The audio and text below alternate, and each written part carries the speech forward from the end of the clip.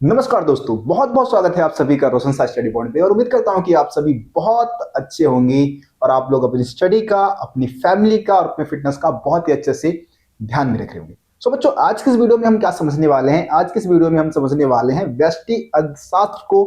ठीक है, क्लास की मैं बात ही नहीं करूंगा क्योंकि भाई सीबीएसई बोर्ड में भाई ये 11th क्लास का सिलेबस है। स्टेट बोर्ड की बात कर लूं, Bihar board, UP board, Jharkhand board की बात कर ले, राजस्थान बोर्ड की बात कर ले, तो ये 12th क्लास का सिलेबस है। यानी कि इस वीडियो को 11th क्लास और 12th क्लास सभी क्लास के स्टूडेंट्स इस वीडियो को देख सकते हैं। बहुत लंबे समय से भाई इकोनॉमिक्स की वीडियो के लिए कमेंट आ रहा था क्योंकि हिंदी मीडियम का भाई कोई चैनल ही नहीं है। मतलब इको पढ़ाने वाले भाई है ही नहीं टीचर्स जो कि हिंदी मीडियम में आपको पढ़ाए। और कुछ टीचर्स पढ़ा भी रहे तो बच्चों को कॉन्सेप्ट समझ में नहीं आ रहा है क्योंकि कमेंट में मैं अपनी जैसे हिस्ट्री पॉलिटिकल साइंस की वीडियो में भाई आप लोगों ने इतना ज्यादा प्यार दिया और वीडियो के नीचे काफी सारे कमेंट भी आपने डाला कि भैया आप इको भी पढ़ाए। मैं कोशिश ये कर रहा था कि इको के लिए मैं कोई और बेहतर सा टीचर आप लोगों के लिए ढूंढ ढूंढ ढूंढ दूं, है ना। लेकिन भाई कोई टीचर नहीं मिल पाया। इस वजह से कोशिश यही रहेगी कि पूरा सिलेबस जो है इको का वो मैं ही आप लोगों को कंप्लीट करवाऊं, है ना, एक बेहतर तरीके से, एक नए अंदाज में। क्योंकि देखो हिस्ट्री पॉलिटिकल साइंस में कुछ चीजें हमें रटने वाली मिल जाती है ना, बहुत सारी चीजें रट के भी हम काम चला सकते हैं। लेकिन इकोनॉमिक्स एक ऐसा सब्जेक्ट है जिसमें हर एक चीज में लॉजिक है भाई। बिना लॉजिक के कोई कॉन्सेप्ट ही नहीं बना इकोनॉमिक्स में। और मेरा एक फेवरेट सब्जेक्ट की मैं बात करूं तो भाई हिस्ट्री तो मेरा फेवरेट रहा ही रहा है। साथ ही साथ इको भी बहुत ही मजेदार सब्जेक्ट था। तो अगर मैं दूसरे नंबर पे अगर किसी सब्जेक्ट को रखता हूं तो भाई हमारा जो इकोनॉमिक्स है, अर्थशास्त्र है, यही सब्जेक्ट अपना फेवरेट रहा है। और बोर्ड एग्जाम में 92 मार्क्स भी थे मेरे इकोनॉमिक्स में। और उम्मीद ही रहेगी कि भाई आप लोगों के लिए अगर मैं कंटेंट लेके आ रहा हूं तो आप सभी स्टूडेंट जो भी मेरे चैनल से जुड़े रहेंगे उन सभी बच्चों के 90, 95 या उससे ऊपर मार्क्स आने वाले हैं। बस आप सभी मेरे साथ मेहनत करेंगे, जम के मेहनत करेंगे, जितनी भी वीडियो लेके आएंगे उसको प्यार मोहब्बत देंगे, है ना, जिस तरीके से हिस्ट्री पॉलिटिकल साइंस की वीडियो को आप लोगों ने दिया है। ठीक है, तो देखो आप सभी को पता होगा कि 12th क्लास में पहले अगर मैं बात कर लूं, जब मैं 2018 में था, सीबीएसई बोर्ड से ही मैंने किया है, तो उस समय क्या होता था कि हमारे 12th क्लास में इको की दो बुकें हुआ करती थी, व्यष्टि और समष्टि, है ना। लेकिन अब क्या हुआ है कि 11th क्लास में ये जो व्यष्टि अर्थशास्त्र की जो किताब है उसको सीबीएसई ने क्या किया, 11th में डाल दिया। और 11th की एक बुक थी भारतीय अर्थव्यवस्था का विकास, उसको उठा के किसमें डाल दिया जी, 12th क्लास में डाल दिया। तो इस वजह से सीबीएसई का सिलेबस तो बदल गया, लेकिन स्टेट बोर्ड के स्टूडेंट्स का सिलेबस आज भी वैसा ही है। आज भी स्टेट बोर्ड के स्टूडेंट्स व्यष्टि और समष्टि दोनों ही इकोनॉमिक्स को किसमें पढ़ रहे हैं, 12th क्लास में ही पढ़ते हैं। ठीक है, तो आज के इस वीडियो का हमारा टॉपिक रहेगा व्यष्टि अर्थशास्त्र का परिचय। ठीक है, जिसमें हम अर्थशास्त्र की व्यष्टि अर्थशास्त्र में जो मुख्य अवधारणाएं हैं, जैसे कि अर्थशास्त्र क्या होता है, व्यष्टि अर्थशास्त्र और समष्टि अर्थशास्त्र में क्या अंतर है ना, अर्थव्यवस्था से हम क्या समझते हैं, अर्थव्यवस्था के कितने प्रकार है, इन सभी चीजों को हम समझने वाले हैं। बस रिक्वेस्ट है कि वीडियो में लास्ट तक बने रहो, एक एक चीज बहुत ही प्यार से आप लोगों को समझा दूंगा। चलिए जी शुरू करते हैं फिर अपने आज की इस वीडियो को। तो सबसे पहला जो हमारा सवाल रहेगा, सबसे पहले हम स्टार्ट करेंगे कि आखिर ये अर्थशास्त्र है क्या, अर्थशास्त्र से हम क्या समझते हैं, है ना। अर्थशास्त्र की क्या परिभाषा होनी चाहिए भैया जी, परिभाषा दे दो। तो देखो भैया अर्थशास्त्र क्या है, अर्थशास्त्र एक विषय है। ठीक है, क्या है, एक विषय है जो क्या करता है, सीमित संसाधनों के विवेकशील प्रयोग का अध्ययन करता है। देखो ये लाइन थोड़ा सा टफ हो सकता है लेकिन अभी समझा दूंगा ना, बिल्कुल दिमाग में फिट हो जाएगा। क्या है जी, अर्थशास्त्र एक विषय है जो सीमित साधनों के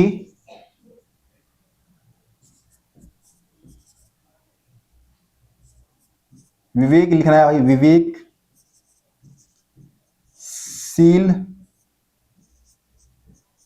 प्रयोग का अध्ययन करता है।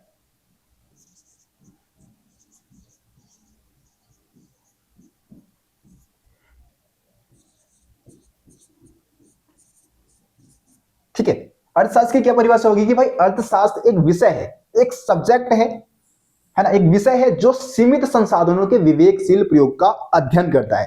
देखो एक इंसान के पास, हम मानव के पास हमेशा संसाधन क्या होते हैं, सीमित होते हैं, है ना। और इसीलिए हमारे संसाधनों का विवेकपूर्ण प्रयोग करना हमारे लिए बहुत जरूरी हो जाता है। तो अर्थशास्त्र एक ऐसा सब्जेक्ट है जो कि हमारे सीमित संसाधनों के विवेकशील प्रयोग का अध्ययन करता है कि हम किस तरीके से अपने विवेक का, अपनी बुद्धि का इस्तेमाल करके अपने संसाधनों का इस्तेमाल करते हैं। देखो अर्थशास्त्र में ना सबसे महत्वपूर्ण जो विषय क्षेत्र है अर्थशास्त्र का वो है आर्थिक समस्या। ठीक है जी। आर्थिक समस्या। अब भैया जी आर्थिक समस्या है क्या? आर्थिक समस्या से आप क्या समझते हैं? आर्थिक समस्या का मतलब क्या है? तो देखो जी आर्थिक समस्या जो है चयन की समस्या है, चयन की समस्या। आ रही बात समझ में? आर्थिक समस्या क्या है? चयन की समस्या है। अब सभी, एक व्यक्ति की बात कर ले या फिर हम एक फर्म की बात कर ले, किसी कंपनी की, बहुत बड़ी कंपनी की बात कर ले, सभी को आर्थिक समस्याओं का मतलब आर्थिक समस्या का सामना करना ही पड़ता है। कोई भी व्यक्ति आर्थिक समस्या से नहीं बच सकता। किसी न किसी अपने जीवन के किसी न किसी पल में उसको चयन की समस्या का सामना करना ही पड़ता है। तो अर्थशास्त्र में हम इसी समस्या का अध्ययन करते हैं कि आखिरकार एक विवेकशील जो व्यक्ति है वो किस तरीके से अपनी आर्थिक समस्याओं का समाधान करता है, अपने संसाधनों का विवेकशील तरीके से इस्तेमाल करता है, अपनी बुद्धि के अकॉर्डिंग उसका इस्तेमाल करता है। तो आगे हम यही बात करेंगे कि ये आर्थिक समस्या जो है, यानी कि जो चयन की समस्या है, ये क्यों उत्पन्न होता है, चयन की समस्या उत्पन्न होने के पीछे का क्या रीजन है। देखो जी ध्यान से समझना भाई, सारी चीजें बहुत ही बारीकी से आपको समझाता जाऊंगा लिख लिख के, क्योंकि पीपीटी अभी इस चैप्टर का मैंने बनाया नहीं। आगे के जो भी हमारे चैप्टर्स आएंगे वो पीपीटी के माध्यम से ही आपको मैं समझाऊंगा, है ना। तो फिर आप लोग पीपीटी के माध्यम से भी आसानी से चीजों को समझ पाएंगे। अब हमारा सवाल है कि भाई आर्थिक जो समस्या है, एक सेकेंड, आर्थिक समस्या क्यों उत्पन्न होता है?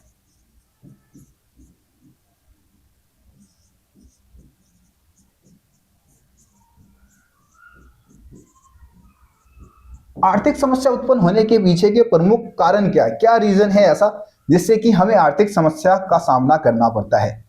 ठीक है, तो हमारे देखो हमारे पास संसाधन क्या होते हैं। सबसे पहला कारण क्या होता है कि संसाधन क्या है,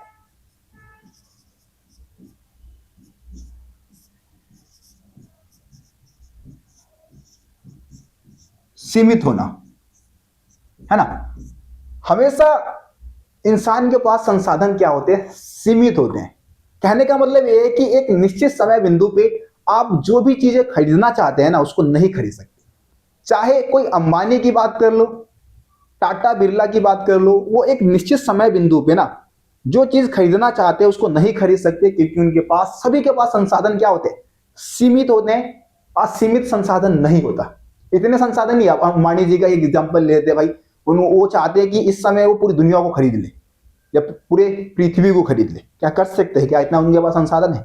नहीं है। बहुत अमीर है, लेकिन मैं मानता हूं कि वो एक निश्चित समय बिंदु पे जिन चीजों को खरीदना चाहते हैं वो नहीं खरीद सकते, है ना, क्योंकि हमारे पास क्या होते हैं, संसाधन सीमित होते हैं, है ना। और हमारी आवश्यकताएं क्या होती है, जो मानवीय आवश्यकता है ना,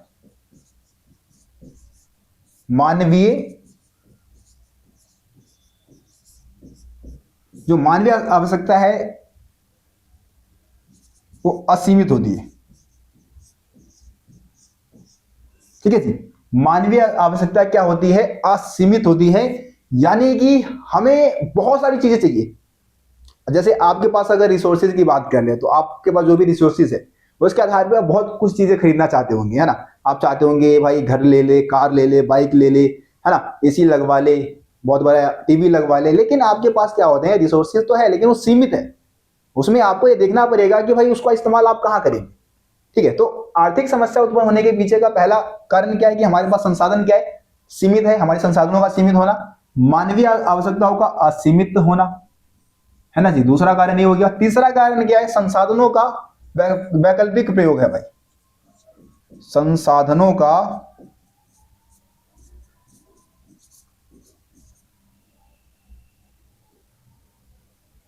वैकल्पिक प्रयोग होना, है ना। जो हमारे संसाधन है उसका क्या होता है, वैकल्पिक प्रयोग होता है। यानी कि हमारे पास विकल्प होता है कि अगर हमारे पास 4 चीजें खरीदने को है तो हम किस जगह पे अपने संसाधन को लगाएंगे। ठीक है, चलिए जी मैं इसको एक एग्जाम्पल के माध्यम से समझाता हूं और इसको मैं और आसान बना देता हूं। मैं अपना खुद का एग्जाम्पल देता हूं। जैसे कि अगर मैं बात करूं 12th क्लास की अपनी, ठीक है, मैं अपने 12th क्लास का एग्जाम्पल देता हूं आप सभी को। तो जब मैं 12th क्लास में था मेरे पास बहुत सारे सब्जेक्ट थे। ठीक है, मेरे पास पॉलिटिकल साइंस था, ठीक है, मेरे पास हिस्ट्री था, ठीक है जी, मेरे पास इंग्लिश है, मतलब इंग्लिश था, ठीक है, मेरे पास इकोनॉमिक्स था, ठीक, कितने हो गए, 4 हो गए, और एक हिंदी सब्जेक्ट रख लेता हूं, ठीक है। इस तरीके से मेरे पास 12th क्लास में 5 सब्जेक्ट थे। मतलब क्या है, मेरी आवश्यकता असीमित है, मेरे को इन सारे, मान लो कि मेरे को इन सभी सब्जेक्ट के कोचिंग सेंटर लगाना है, ट्यूशन लगाना है, मैं ट्यूशन पढ़ना चाहता हूँ, ठीक है। यानी कि मेरी आवश्यकता क्या है, असीमित है, बहुत सारी आवश्यकता है, मेरे को सारे सब्जेक्ट की भाई क्लासेस लेनी है, लगवानी है। लेकिन मेरे पिताजी ने क्या किया, मेरे पिताजी ने मात्र मेरे को 400 रुपए दे दिया। ये क्या है मेरे लिए, संसाधन है, ठीक है जी, ये क्या है, संसाधन, ये मेरा साधन है, 400 रुपए मात्र। अब देखिए यहां पे क्या है कि आवश्यकताएं मेरी असीमित हो गई, लेकिन मेरे पास संसाधन क्या है, सीमित है, मात्र 400 रुपए है। अब 400 रुपए में कंडीशन है कि भाई 400 रुपए ना केवल एक ही सब्जेक्ट पढ़ सकता हूं मैं, एक ही सब्जेक्ट की क्लास ले सकता हूं, लगवा सकता हूं। अब मैं अगर एक विवेकशील व्यक्ति हूं तो मैं क्या करूंगा, मैं इनमें से उन सब्जेक्ट की क्लास लगवाऊंगा जिसको मैं बहुत कम समझ पाता हूं, जो मेरे को बहुत कम समझ में आता है।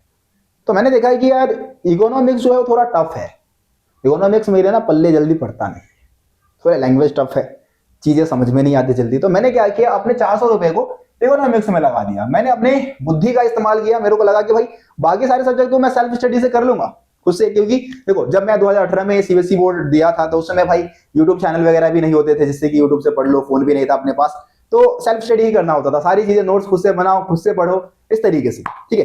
ग्रुप स्टडी करते थे हम लोग, हमारे दोस्त, जैसे मेरे बहुत सारे दोस्त हो गए, इकट्ठे हो जाते थे और वहां पे फिर मैं टॉपिक को तैयार करके आता था, उनके सामने बोला करता था, उनको समझाया करता था।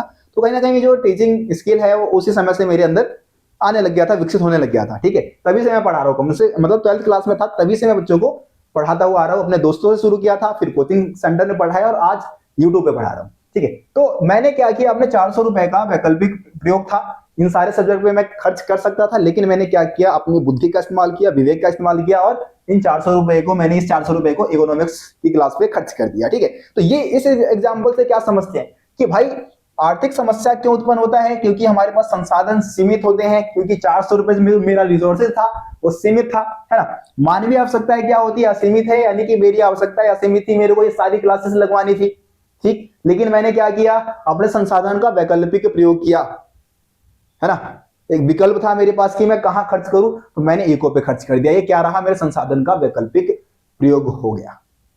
उम्मीद करता हूं आप सभी आर्थिक समस्या को समझ चुके होंगे, ठीक है। आर्थिक समस्या को समझने में कोई दिक्कत नहीं आई होगी। तो आर्थिक समस्या क्या है, चयन की समस्या है। उत्पन्न होने के पीछे 3 कारण है, संसाधनों का सीमित होना, मानवीय आवश्यकताओं का सीमित होना, और संसाधनों का वैकल्पिक प्रयोग होना। उम्मीद करता हूं आप लोगों को समझ में आ गया होगा। चलिए जी आगे बढ़ते हैं।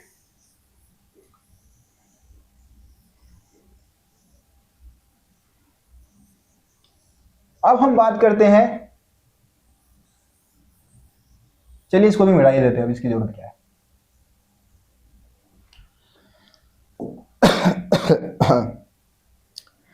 अब हम बात करते हैं अर्थशास्त्र का विभाजन। तो यह अर्थशास्त्र को हम कितने भागों में बांट के पढ़ने वाले हैं। अर्थशास्त्र का विभाजन, विभाजन या फिर शाखाएं कितनी है भाई, अर्थशास्त्र की शाखाएं कितनी है, शाखाएं, ठीक है। तो देखो जी अर्थशास्त्र की ना 2 शाखाएं हैं, ठीक है। अर्थशास्त्र की कितनी शाखाएं हैं जी, 2 शाखाएं। कौन सी शाखाएं हैं, देखिए अर्थशास्त्र को हम 2 भागों में बांटते हैं। एक तो हमारा व्यष्टि अर्थशास्त्र, मैं देखो बिल्कुल स्कूल और कोचिंग सेंटर में जैसे आपको पढ़ाया जाता है उसी तरीके से पढ़ा रहा हूं, तो भाई नोट डाउन करते हुए चलो, वहां भी आप सभी नोट डाउन करते ही होंगे, है ना। तो आप भी यहाँ भी भाई बिल्कुल कोचिंग सेंटर वाली फीलिंग ले और चीजों को नोट डाउन करते हुए। व्यष्टि अर्थशास्त्र है और दूसरा है समष्टि अर्थशास्त्र। अब देखो दोनों में क्या अंतर है, दोनों में अंतर क्या है। देखो व्यष्टि का मतलब होता है छोटा, व्यष्टि का मतलब क्या होता है, छोटा, और समष्टि का मतलब क्या होता है, बड़ा, ठीक है। छोटा बड़ा। जैसे कि आप लोगों ने माइक्रोसॉफ्ट सुना है, माइक्रोसॉफ्ट कह रहा हूं, या फिर माइक्रोस्कोप है ना, माइक्रोस्कोप के बारे में आप लोगों ने सुना होगा। तो माइक्रो इकोनॉमिक्स बोल देते हैं, इसको मैक्रो बोलते हैं, इंग्लिश में इसको मैक्रो और इसको माइक्रो। ठीक है, तो इस तरीके से दो भागों में हम अर्थशास्त्र को बांटते हैं, व्यष्टि अर्थशास्त्र, समष्टि अर्थशास्त्र। व्यष्टि का मतलब होता है छोटा। इसमें हम क्या करते हैं, छोटे स्तर की जो आर्थिक समस्या, अब आपको मैंने बता रखा है कि अर्थशास्त्र में हम आर्थिक समस्याओं की बात करते हैं, आर्थिक समस्या का अध्ययन किया जाता है ना। तो व्यष्टि अर्थशास्त्र में क्या होता है, छोटे स्तर की जो आर्थिक समस्याएं हैं उसका अध्ययन किया जाता है। जैसे कि व्यक्तिगत उपभोक्ता। ठीक है, व्यक्तिगत उपभोक्ता की बात करेंगे, एक उपभोक्ता की बात करेंगे, उसके सिद्धांत, उसके व्यवहार को समझने की कोशिश करेंगे। एक उपभोक्ता किस तरीके से अपना व्यवहार करता है, अपने पैसों को किस तरीके से चीजों को खरीदने में खर्च करता है। तो ये कौन से अर्थशास्त्र का विषय हो गया, व्यष्टि का। इसी तरीके से व्यक्तिगत उत्पादक, है ना। एक व्यक्तिगत उत्पादक की हम बात करते हैं, उत्पादक यानी कि जो चीजों को बना रहे हैं। तो एक व्यक्तिगत उत्पादक किस तरीके से अपने रिसोर्सेज को इस्तेमाल करता है, उसका जो हम विश्लेषण करेंगे वो किसमें करेंगे, व्यष्टि अर्थशास्त्र में। मांग का सिद्धांत, ठीक है, जो मांग का सिद्धांत है, मांग का सिद्धांत, ठीक है, मांग के सिद्धांत का अध्ययन किसमें करते हैं, इसमें कीमत निर्धारण, कीमत, ठीक है, कीमत निर्धारण की मार्केट में किस तरीके से मांग और पूर्ति के आधार पर कीमत का निर्धारण होता है, ये भी सिद्धांत किसमें पढ़ते हैं हम लोग, व्यष्टि अर्थशास्त्र।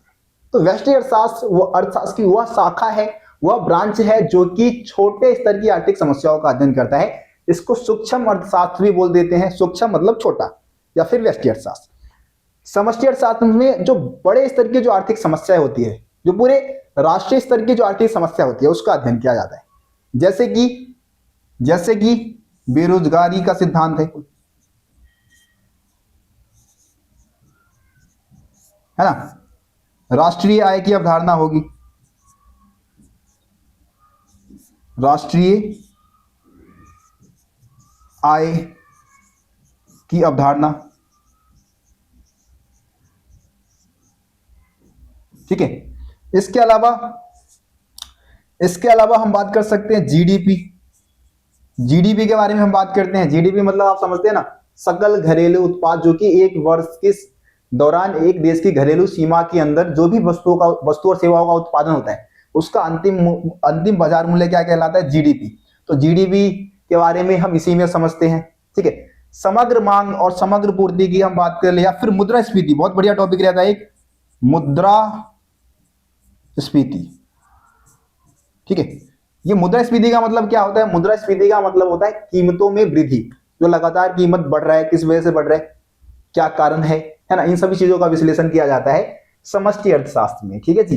तो नेशनल इनकम के बारे में पढ़ते हैं, बेरोजगारी के सिद्धांत के बारे में, बेरोजगारी के बारे में, जीडीपी के बारे में, मुद्रास्फीति, ये सारे टॉपिक कौन से अर्थशास्त्र का विषय है, समष्टि अर्थशास्त्र का विषय है, जिसमें हम बड़े स्तर की जो आर्थिक समस्याएं हैं उसका विश्लेषण करते हैं। उम्मीद करता हूं कि आप लोग व्यष्टि और समष्टि अर्थशास्त्र में क्या अंतर है उसको भी समझ चुके होंगे। कोई डाउट अब इसमें तो नहीं बचा होगा भाई, ठीक है जी। चलिए आगे बढ़ते हैं।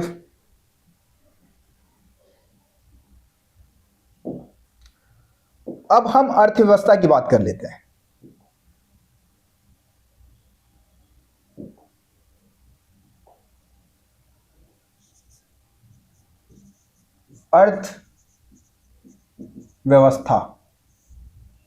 अर्थव्यवस्था क्या होता है, अर्थव्यवस्था से हम क्या समझते हैं।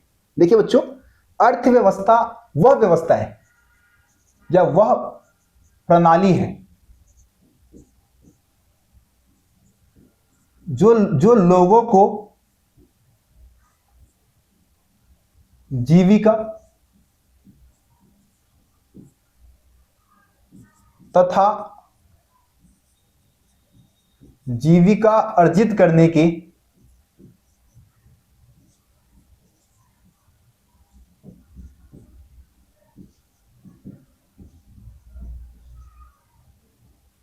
साधन उपलब्ध कराता है।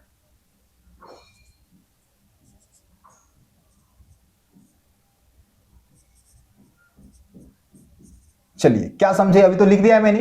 अब जरा इसको हम समझते हैं, दोबारा से समझते हैं इसको कि भैया ये आखिर अर्थव्यवस्था होता क्या है, अर्थव्यवस्था से हम क्या समझते हैं। ठीक है, जैसे हम कई बार सुनते हैं कि भाई अमेरिका की अर्थव्यवस्था बहुत ज्यादा विकसित है, भारत एक विकासशील अर्थव्यवस्था वाला देश है। तो हमारे मन में सवाल आता है कि भैया ये अर्थव्यवस्था आखिर होता क्या है, अर्थव्यवस्था का मतलब क्या है। तो अर्थव्यवस्था सीधे तौर पे इस बात को इंडिकेट करता है कि लोग किन कामों में लगे हुए हैं, अपनी आजीविका किस तरीके से अर्जित कर रहे हैं, कौन से आर्थिक क्रियाकलाप कर रहे हैं। अर्थव्यवस्था इसी बात को दर्शाता है। तो यहां पे परिभाषा क्या लिखा है मैंने भाई, एग्जैक्ट परिभाषा यही है अर्थव्यवस्था की। इसी को लिखोगे तभी जाके आपको एग्जाम में नंबर मिलेगा कि अर्थव्यवस्था वह प्रणाली है जो लोगों को जीविका अर्जित करने के साधन उपलब्ध कराता है। यही क्या है, अर्थव्यवस्था है।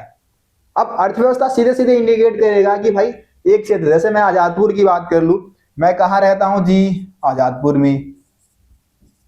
आजादपुर मंडी आप लोगों ने सुना भी होगा, है ना। आजादपुर मंडी बहुत ही एशिया की सबसे बड़ी मंडी है आजादपुर मंडी, है ना।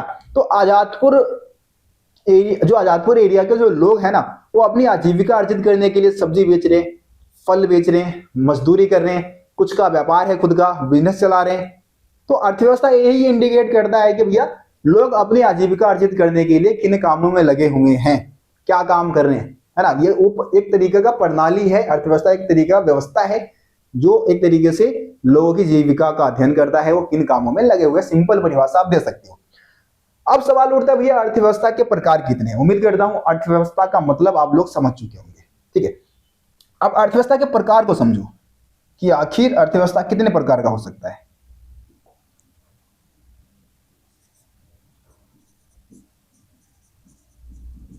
अर्थव्यवस्था के प्रकार,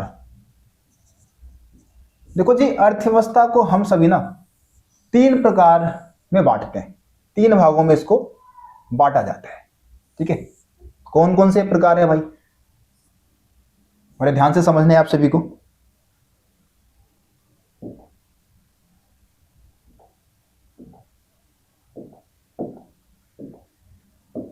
हाँ जी, तो सबसे पहला आता है बाजार अर्थव्यवस्था। सबसे पहले नंबर पे कौन सा आता है, बाजार अर्थव्यवस्था। ठीक है, बाजार अर्थव्यवस्था, या इसी का दूसरा नाम क्या है, इसका दूसरा नाम क्या है, इसको हम पूंजीवादी अर्थव्यवस्था भी बोल देते हैं, पूंजीवादी अर्थव्यवस्था। ठीक है जी।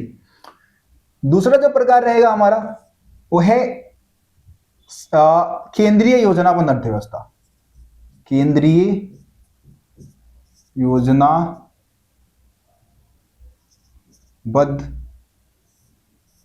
ठीक है, केंद्रीय योजनाबद्ध, ठीक है, अर्थव्यवस्था, या फिर इसका दूसरा नाम क्या है, समाजवादी। ठीक है, समाजवादी अर्थव्यवस्था कह सकते हैं। तीसरा जो प्रकार है वो है मिश्रित अर्थव्यवस्था। मिश्रित अर्थव्यवस्था, इसका बस एक ही नाम है, मिश्रित अर्थव्यवस्था के नाम से इसको हम जानते हैं। ठीक है जी, मिश्रित अर्थव्यवस्था इसको हम कहते हैं। अब ये अर्थव्यवस्था के तीनों ही प्रकार आप सभी को समझना बहुत जरूरी हो जाता है। ठीक है, बिना इसको समझे आप आगे बहुत सारी समस्याओं का सामना करने वाले हैं भाई, बहुत सारी समस्या आपको झेलना पड़ेगा अगर आप इसको नहीं समझ पाए। देखो, बाजार मूलक अर्थव्यवस्था या फिर पूंजीवादी अर्थव्यवस्था क्या होता है, तो इसमें पूंजी का बोलबाला चलता है, पैसों का बोलबाला चलता है। ठीक है जी, इस पे किसका बोलबाला है जी, पूंजी का बोलबाला है, पैसों का बोलबाला है। यानी कि जो साधन होंगे ना यहाँ पे इस अर्थव्यवस्था में, जितने भी साधन है या संसाधन है, साधनों पर जो निजी लोग हैं,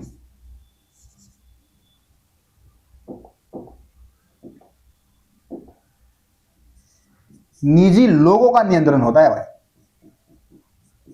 का नियंत्रण।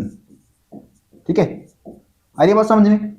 बाजार अर्थव्यवस्था में क्या होगा, जितने भी संसाधन होंगे अर्थव्यवस्था में देश के अंदर, उस पर नियंत्रण किसका होगा, निजी लोगों का, निजी व्यक्ति का अधिकार होगा। ठीक है, जैसे कि इसका सबसे बढ़िया एग्जांपल है यूएस। ठीक है, या फिर आप ब्रिटेन का एग्जाम्पल दे सकते हो, ब्रिटेन, जर्मनी। ठीक है, जितने भी यूरोप के जितने भी कंट्री है ना, सब में पूंजीवादी अर्थव्यवस्था है। पूंजीवादी अर्थव्यवस्था का जन्मदाता ही यूएस है, या यूएसए बोल देते हैं, यूएसए, है ना, संयुक्त राज्य America, United state of America. तो इसी को कहीं ना कहीं माना जाता है पूंजीवादी व्यवस्था का जन्मदाता। यहीं से शुरुआत हुई थी भाई पूंजीवादी व्यवस्था, और फिर पूरे यूरोप में फैला दिया इन्होंने। ठीक है, तो पूंजीवादी अर्थव्यवस्था या बाजार अर्थव्यवस्था में क्या होता है कि जितने भी संसाधन है, नियंत्रण किसका होगा संसाधन पे? किसी निजी व्यक्ति का। यहाँ पे निजी घर होते हैं, निजी जमीनें होती है, निजी फैक्ट्रियां होती है ना, सब पे किसी एक व्यक्ति का हक होगा, ये याद रखो भाई। ठीक है, इस अर्थव्यवस्था में क्या होता है भाई, क्या बनेगा, क्या, कैसे और किसके लिए, और किसके, ओहो एक सेकेंड,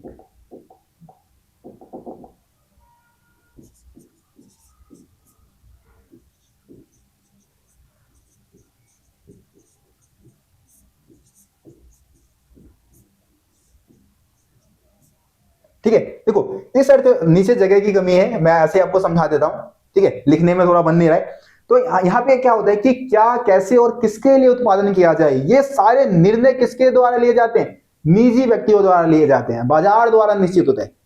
अब बाजार में क्या होगा कि भाई जिस व्यक्ति को बना, मतलब जिस चीज को बनाने में एक, जैसे मान लो किसी कंपनी का मालिक है, उसको जो चीज बनाने में फायदा होगा, मुनाफा होगा, उन्हीं चीजों को बनाएगा, है ना। तो क्या, कैसे और किसके लिए चीजों को बनाना है, किसके लिए उत्पादन करना है, कैसे उत्पादन करना है, ये सारे निर्णय एक निजी व्यक्ति द्वारा लिए जाते हैं, और बाजार मांग और पूर्ति के अकॉर्डिंग ही लिए जाते हैं। तो इसमें क्या होता है, जितने भी उत्पादन होगा ना, चीजों का उत्पादन किसके लिए होगा? लाभ कमाने के लिए, है ना। इसमें चीजों को किसके लिए बनाया जाता है? लाभ कमाने के लिए बनाया जाता है भाई। एक चीज और याद रखो, आप लिख लो कि बाजार अर्थव्यवस्था में चीजों का उत्पादन लाभ कमाने के लिए होता है। ठीक है, चलिए जी, अब आ जाते हैं केंद्रीय योजनाबद्ध अर्थव्यवस्था, या फिर जिसको हम समाजवादी अर्थव्यवस्था बोल देते हैं। तो इसमें क्या होगा, साधन पे किसका नियंत्रण होगा भाई? सरकार का, सरकार का नियंत्रण होता है भाई। इस अर्थव्यवस्था में संसाधनों पे किसका नियंत्रण है? सरकार का। ठीक है, पूरी तरीके से सरकारी जमीनें होती है, सरकारी मकान होते हैं, लोगों को सारी चीजें सरकार ही उपलब्ध कराती है। यानी कि इस अर्थव्यवस्था में चीजों को किस लिए बनाया जाएगा? सामाजिक कल्याण के लिए। ठीक है, सामाजिक कल्याण। इस अर्थव्यवस्था में चीजों का उत्पादन जो होता है, क्या, कैसे, किसके लिए उत्पादन करना है, वो सामाजिक कल्याण के लिए किया जाता है। और क्या, कैसे और किसके लिए उत्पादन करना है, चीजों को किसके लिए बनाना है, ये सारे निर्णय किसके द्वारा लिए जाएंगे भाई? सरकार के द्वारा। सभी निर्णय इसमें सरकार के द्वारा ही लिए जाते हैं। ये बात आप सभी को याद रखना है कि भाई चीजों को बनाना है, सब कुछ सरकार निश्चित करेगी कि भाई किसके लिए बनाना है, कैसे बनाएंगे वो भी सरकार निश्चित करेगी, है ना, कितना बनाएंगे वो भी सरकार निश्चित करेगी। तो इसमें क्या होता है, सरकार का बोलबाला होता है। ठीक है, आ रही बात समझ में? देखो, अब बात कर लेते हैं अर्थव्यवस्था के तीसरे प्रकार की, जो है मिश्रित अर्थव्यवस्था। मिश्रित अर्थव्यवस्था से हम लोग क्या समझते हैं? मिश्रित अर्थव्यवस्था का मतलब क्या है?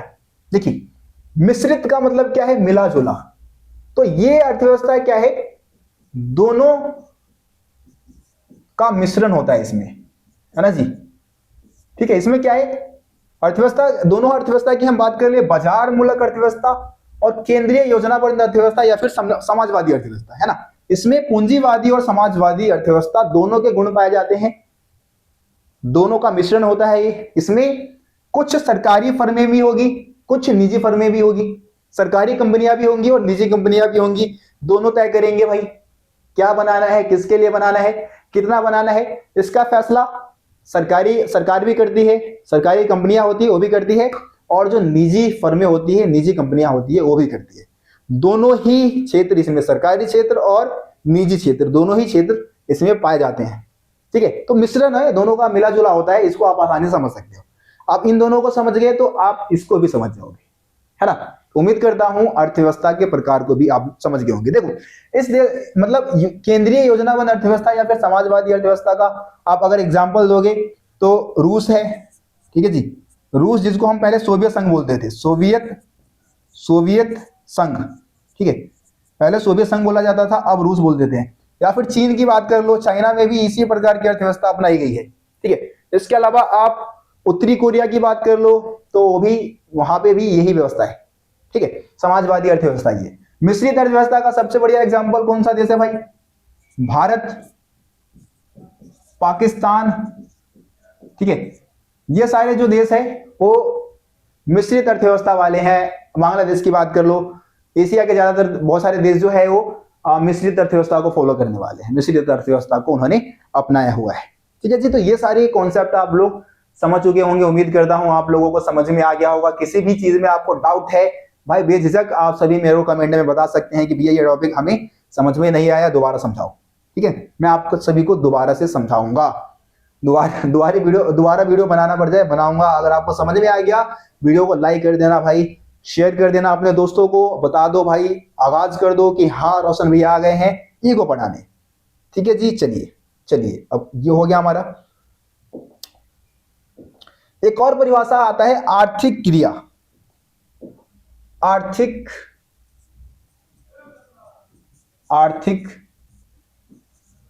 क्रिया, आर्थिक क्रिया से आप क्या समझते हैं? आर्थिक क्रिया क्या है? तो देखो, आर्थिक क्रिया उस क्रिया को कहा जाता है जिससे कि आय अर्जित हो, है ना, वह क्रिया। मैं लिख देता हूं, परिभाषा लिख देता हूं ताकि आप लोग भी लिख सको। वह क्रिया, क्रिया यानी कि काम, समझते होंगे, क्रिया यानी कि काम। वह क्रिया जो आय अर्जित करने में सहायक हो, है ना। वह क्रिया जो हमारे को आय अर्जित करने में सहायता करती हो उसको हम क्या बोलते हैं? आर्थिक क्रिया बोलते हैं। आर्थिक क्रिया का मतलब भी आप लोग समझ चुके होंगे।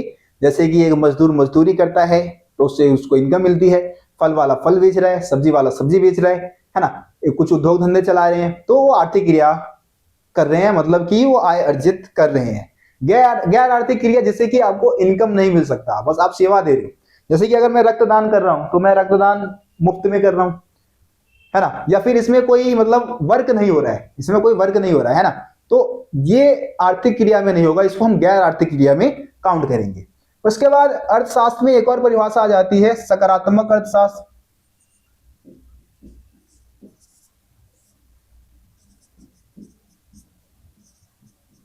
ठीक है, ये परिभाषा भी समझना जरूरी है भाई, ये भी आपको देखने को मिल जाएगा, ठीक है। और दूसरा,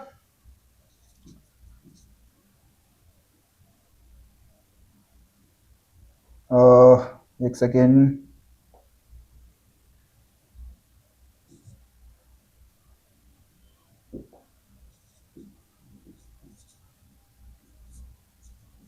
आदर्शात्मक अर्थशास्त्र।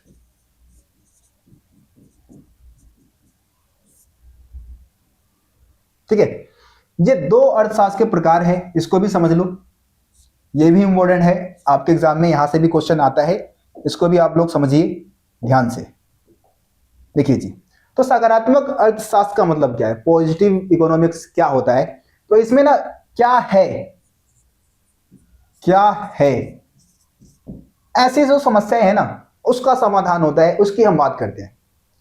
इसमें हम बात करते हैं कि भाई बेरोजगारी है ना, तो बेरोजगारी का कारण क्या है और इसका क्या परिणाम हो सकता है, इसकी हम बात करते हैं। मतलब कोई भी आर्थिक समस्या अगर उत्पन्न हो रहा है, कोई पॉलिसी अगर चलाई जा रही है, तो या कोई समस्या उत्पन्न हो रही है अर्थव्यवस्था में, तो ये क्या करता है, केवल कारण और परिणाम का ही वर्णन करता है ना। अगर बेरोजगारी बढ़ रहा है तो भाई बेरोजगारी क्यों बढ़ रहा है, कैसे बढ़ रहा है, बस यहीं तक सीमित होता है, समाधान नहीं देगा ये। ठीक है, सकारात्मक अर्थशास्त्र किसी आर्थिक समस्या का समाधान नहीं देता। लेकिन जब हम आदर्शात्मक अर्थशास्त्र की बात करते हैं तो इसमें क्या होना चाहिए, क्या होना चाहिए, है ना, इस सवाल की हम बात करते हैं कि भाई अगर बेरोजगारी उत्पन्न हो रहा है तो इसका समाधान क्या होना चाहिए, इस चीज का विश्लेषण करता है। ठीक है, हम आदर्शात्मक अर्थशास्त्र में हर समस्या का क्या समाधान होना चाहिए उसके बारे में पढ़ते हैं, लेकिन जब सकारात्मक अर्थशास्त्र की बात करते हैं तो केवल कोई समस्या है तो क्यों है, उसका परिणाम क्या है, कारण क्या है, इसी के बारे में पढ़ते हैं। समाधान के बारे में इसमें नहीं पढ़ाया जाता, नहीं पढ़ते हैं। लेकिन आदर्शात्मक अर्थशास्त्र में हम समाधानों की ही बात करते हैं। ये कहीं ना कहीं अर्थशास्त्रियों के विचार को दर्शाता है। किसी आर्थिक समस्या पे अर्थशास्त्रियों के अपने खुद के क्या विचार है उसका विश्लेषण करता है। ठीक है, तो समझ चुके होंगे आप लोग सकारात्मक अर्थशास्त्र क्या है, आदर्शात्मक अर्थशास्त्र क्या है। तो उम्मीद करता हूं कि आज के इस वीडियो में जो मैंने व्यष्टि अर्थशास्त्र का इंट्रोडक्शन दिया है, सभी चीजें आप लोगों को समझ में आ गया होगा। आप लोगों को समझ में आ गया होगा कि अर्थशास्त्र क्या है, अर्थशास्त्र को हम कितने भागों में बांटते हैं, अर्थव्यवस्था क्या है, अर्थव्यवस्था के प्रकार क्या है, आर्थिक क्रिया क्या होती है और सकारात्मक और आदर्शात्मक अर्थशास्त्र में क्या अंतर है। ठीक है जी, ये खत्म हो गया हमारा। ये आपका जो पहले चैप्टर में और भी चीजें बता रखी है जो कि हम अगले पार्ट में समझेंगे, जैसे कि अर्थव्यवस्था की केंद्रीय समस्या। ठीक है, अर्थव्यवस्था की केंद्रीय समस्याएं। ठीक है, अर्थव्यवस्था की केंद्रीय समस्याएं क्या होती है, मतलब कि सभी अर्थव्यवस्था में 3 प्रकार की केंद्रीय समस्याएं पाई जाती है। उसका विश्लेषण हम अगले चैप्टर में मतलब चैप्टर 2 भाई देखो फर्स्ट ही है, अगले पार्ट में करेंगे। ठीक है, अर्थव्यवस्था की प्रमुख केंद्रीय समस्याएं क्यों उत्पन्न होती है, क्या कारण है, बहुत ही इंपॉर्टेंट टॉपिक है। यहां से आपके पेपर में पूछा जाता है क्वेश्चन। ठीक है, 3 मार्क्स का, 2 मार्क्स में या फिर 4 मार्क्स में स्टेट बोर्ड में आ जाता है। तो आप स्टेट बोर्ड के स्टूडेंट्स हैं चाहे आप सीबीएसई बोर्ड के स्टूडेंट्स हैं, वीडियो का इंतजार करें, कमेंट करें भैया जल्दी से जल्दी वीडियो लेके आए। आपका जो कमेंट है वो हमें उत्साहित करती है कि हम आप सभी के लिए जल्दी से जल्दी वीडियो बनाए। ठीक है जी, तो बस आप लोगों से उम्मीद है कि आप लोग ज्यादा से ज्यादा कमेंट करेंगे, इस वीडियो को शेयर करेंगे और अगले टॉपिक अर्थव्यवस्था की केंद्रीय समस्या के ऊपर वीडियो बनाने के लिए रिक्वेस्ट भी करेंगे। मिलते हैं आप सभी से फिर अगली वीडियो में, तब तक के लिए जय हिंद, जय भारत। आप सभी अपना ख्याल रखिए, धन्यवाद।